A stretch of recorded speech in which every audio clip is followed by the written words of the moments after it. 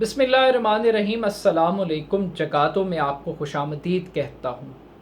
امریکہ کا جو یار ہے غدار ہے، غدار ہے، یہ وہ نعرہ ہے جو اگلے عام انتخابات میں عمران خان صاحب ایک سلوگن کے طور پر استعمال کریں گے اور اینٹی امریکن کارڈ کی بنیاد پر وہ اگلا الیکشن لڑیں گے۔ آج عمران خان صاحب نے قوم سے خطاب کیا اور اس خطاب کی بنیاد وہ امریکی دھمکی، مراسلہ یا سفارتی پیغام ہے جس کی بنیاد پر وہ یہ اسٹیبلش کرنے کی کوشش کر رہے تھے قوم سے اپنے خطاب میں کہ انہیں اس وجہ سے اقتدار سے ہٹایا جا رہا ہے کیونکہ ان کے فیصلے، ان کی آزاد خارجہ پالیسی وہ امریکنز کو پسند نہیں ہے، وہ امریکن بلو آئیڈ نہیں ہے۔ 22 سال تک عمران خان صاحب کی جو سیاست تھی وہ انصاف اور احتساب ان دو نعروں کی بنیاد پر تھی، اور 2018 کے الیکشن میں انہی دو سلوگنز کے اوپر عمران خان صاحب نے ایک نعرہ دیا تھا پوری قوم کو، دو نہیں ایک پاکستان۔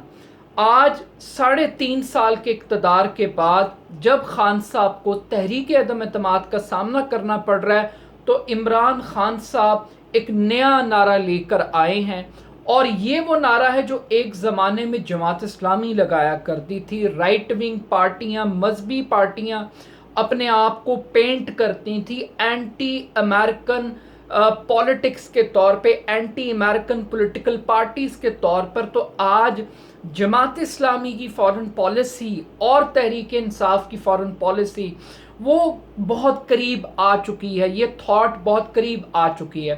عمران خان صاحب نے آج کی تقریر میں بہت ساری باتیں کی۔ ایک تو کافی سارے مفروضے کہ کچھ لوگ پروپیگنڈا کر رہے تھے کہ کوئی سفارتی دھمکی نہیں دی گئی، یہ ایک روٹین کی کیبل ہے، ایسی ہزاروں کیبل سفارتکاروں کو دی جاتی ہیں، یہ ایک ان آفیشیل چیز تھی۔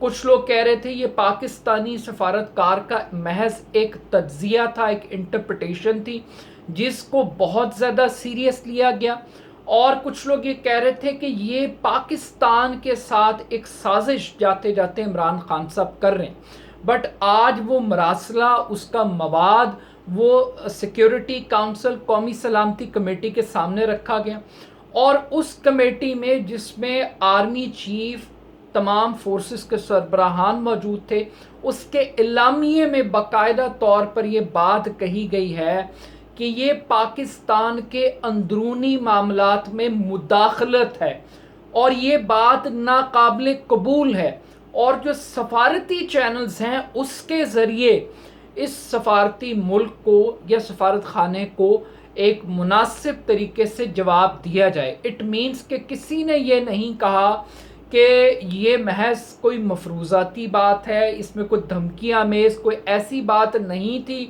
جس کو عمران خان صاحب پبلک میں کیش کرنے کی کوشش کر رہے ہیں۔ بٹ جو اعلامیہ جاری کیا گیا ہے اس کے اندر یہ بات بھی کہیں نہیں لکھی ہوئی کہ ایک عالمی سازش کے تحت پاکستان میں عمران خان صاحب کو عہدے سے ہٹانے کی کوشش کی جا رہی ہے۔ اب عمران خان صاحب اپنا کیس یہ اسٹیبلش کر رہے ہیں کہ چونکہ امریکنز کو عمران خان نہیں پسند، اور اس کی وجہ ایبسلیوٹلی ناٹ ہے، اس کی وجہ یہ ہے کہ ہم اڈے دینے کے لیے تیار نہیں ہیں، ہم امریکہ کی کسی جنگ کے اندر حصے دار بننے کے لیے تیار نہیں ہیں، اور ہم ان کے کوئی کمین مظاہرے نہیں ہیں کہ وہ ہمیں جب چاہے جس طرح چاہے استعمال کرے۔ انہوں نے ایک پورا نیریٹو بلڈ کیا ہے پاک امریکہ جو یو ایس ریلیشن شپ ہے اس کے اوپر، انہوں نے پوری ایک کمپلیٹ اپنی ایک اسٹریٹجی ڈرا کی ہے، اور وہ لوگ جو تحریک عدم اعتماد کے اندر جا رہے ہیں، گورنمنٹ کو چھوڑ کے جا رہے ہیں، گورنمنٹ کے اپنے بینچز میں سے نکل کر جا رہے ہیں، جن کو وہ سوداگر کہتے ہیں، ضمیر فروش کہتے ہیں، ان کے بارے میں عمران خان صاحب نے آج ان کو ایک نیا لقب عطا کیا ہے، اور وہ ہے غداروں کا لقب، میر جعفر اور میر صادق۔ اب خان صاحب ان کو میر جعفر اور میر صادق کے ساتھ پینٹ کر رہے ہیں، but still at the end of the day Khan साहब अगले इलेक्शन को फॉरेन पॉलिसी की बुनियाद पे लड़ना चाहते हैं। वो इस बुनियाद पे नहीं लड़ रहे कि उन्होंने इकोनॉमिकली मुल्क को कितना बेहतर किया, उन्होंने 1 करोड़ नौकरियां, 50 लाख घरों के जो वादे किए थे, जो लोगों को ख्वाब दिखाए थे इंसाफ के और एहतसाब के, वो उस बुनियाद पे नहीं जा रहे। और खान साहब इस चीज़ को इस्टेब्लिश कर रहे हैं कि ये जो 3 लीडर हैं जिनके बारे में विकीलीक्स कहती है मौलाना फजलुर रहमान के बारे में कि जनाब उन्होंने कहा आप हमें मौका दें, हम वो काम करके दिखाएंगे जो बाकी पार्टियां करती हैं। ड्रोन अटैक्स के हवाले से आसिफ अली जरदारी को एक्सपोज किया कि अमेरिकन को मैसेज दिया गया कि हम पब्लिक में शोर मचाते रहेंगे लेकिन आप अपनी कार्रवाइयाँ जारी रखें। और इसी तरह नवाज शरीफ साहब, फौज के अगेंस्ट डॉन लीक्स करवाई गई। तो उन्होंने एक पूरा नैरेटिव यहाँ पे ये भी बिल्ड किया कि वो प्रो इस्टेब्लिशमेंट हैं और अब जो लोग आ रहे हैं वो प्रो अमेरिकन है और वो एंटी आर्मी हैं। तो ये भी प्ली उन्होंने एक डेवलप लेने की कोशिश की है कि ये जो 3 चूहे मुबैना तौर पे इमरान खान साहब जो लफ्ज़ इस्तेमाल करते हैं इन सियासतदानों के लिए, ये अमेरिका की गोद में बैठे हुए और ये उनके इंटरेस्ट को प्रोटेक्ट करेंगे, ये आम आदमी के इंटरेस्ट को प्रोटेक्ट नहीं करेंगे। बट स्टिल आज हमने एक और भी चीज़ देखी, एक बड़ा यहाँ पे कैंपेन बिल्ड की जा रही थी पाकिस्तानी मीडिया के अंदर कि इमरान खान फेस सेविंग मांग रहे, इमरान खान सब सेफ पैसेज मांग रहे हैं। लेकिन आज इमरान खान ने एक चीज़ क्लियर कर दी है कि संडे को रिजल्ट जो भी होगा वो लोगों को एक्सपोज करेंगे कि कौन कहां पर खड़ा था और वो अपनी विकेट को और अपनी पोजीशन को नहीं चेंज करेंगे। और वो वाज़े तौर पर ये मैसेज दे रहे हैं कि उन्होंने स्ट्रगल की है और वो आगे भी स्ट्रगल करेंगे। और आई थिंक कि इसी रोल के अंदर तहरीक इंसाफ का वोटर इमरान खान को देखना चाहता है, एक जंगजू के तौर पे, एक फाइटर के तौर पे, एक नॉन कॉम्प्रोमाइजिंग पर्सन के तौर पे। बट स्टिल इमरान खान साहब को एक अकाउंटेबिलिटी की तरफ भी कि उनसे सियासी तौर पर बहुत सारे ऐसे कॉम्प्रोमाइज़ हुए हैं जिसकी वजह से उनको ये दिन देखना पड़ा। मिसाल के तौर पे 2018 के इलेक्शन में जिन लोगों को उन्होंने टिकटें दी, वो जिस इखलाकी बुनियाद पे, जिस सियासी बुनियाद पे दी थी, आज उस बुनियाद का फ्रूट वो खा रहे हैं तहरीक अदम एतमाद की सूरत के अंदर।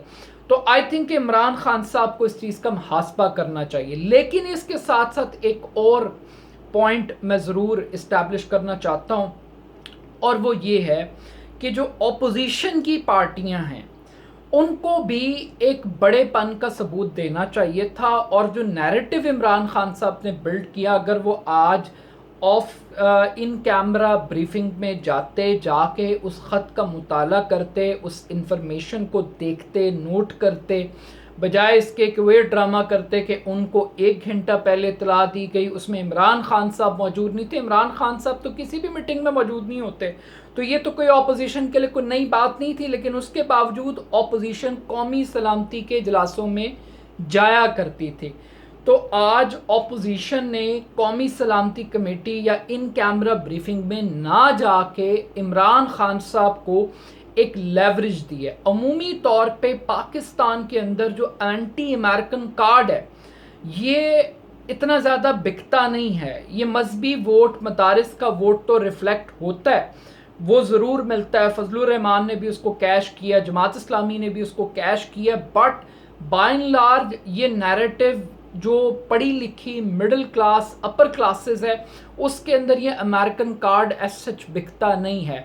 लेकिन still at the end of the day ये एक बड़ा इम्तिहान है इमरान खान साहब का कि वो फॉरेन पॉलिसी की बुनियाद पर क्या अगले इलेक्शन को विन कर सकते हैं, क्या वो लोगों को एंटी अमेरिकन स्लोगन देकर वो निकाल सकते हैं। तो अगर इमरान खान साहब एंटी अमेरिका हैं तो क्या वो रशिया की तरफ रिफ्लेक्ट कर रहे हैं, क्या वो चाइनीज़ ब्लॉक की तरफ अपनी पॉलिटिक्स को रिफ्लेक्ट कर रहे हैं। और फिर जिनको वो सुदागर कह रहे हैं, बिकाऊ माल कह रहे हैं, उनका भी एक बयानी है। वो क्या कहते हैं? वो कहते हैं कि जनाब हम तो वो पार्टी हैं जिसने बिल क्लिंटन के टेलीफोन्स के जवाब में 6 एटमी धमाके किए थे। تو آپ ہمیں کیسے سوداگر کہہ سکتے ہیں؟ بلکہ غلام تو آپ ہیں جو بائیڈن کی ٹیلی فون کالز کا انتظار کر رہے تھے۔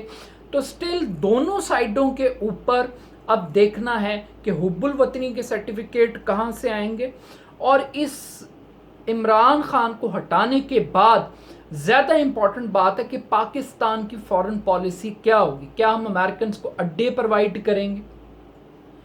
کیا پاکستان کسی بھی قسم کی کوئی لاجسٹک سپورٹ یورپی یونین کو دے گا؟ کیا یوکرائن کے معاملے کے اوپر پاکستان نے جو ایپسٹین کی پالیسی اختیار کی تھی اس کو ریوائز کرنے کی کوشش کی جائے گی؟ تو یہ بہت ساری ایسی باتیں ہیں جس کا جواب پاکستان کی آج کی اپوزیشن کو دینا ہے، اور اس سے بڑا اگلا چیلنج جو نئی گورنمنٹ فارم ہوگی جس کو شہباز شریف صاحب لیڈ کریں گے، وہ 3 سے 4 ماہ کے اندر کیا مینیفیسٹو پبلک کے سامنے لے کر آتی ہے۔ But still at the end of the day آج عمران خان کی جو 22 سال کی یا 25 سال کی پالیٹکس ہے اس کے اندر اینٹی امریکن کارڈ کی سیاست کا ایک اضافہ ہو گیا۔ اب یہ اضافہ خان صاحب کے ووٹ بینک کو کتنا پروٹیکٹ کرے گا یہ آنے والا وقت بتائے گا۔ اپنا فیڈ بیک مجھے ضرور دیجیے گا۔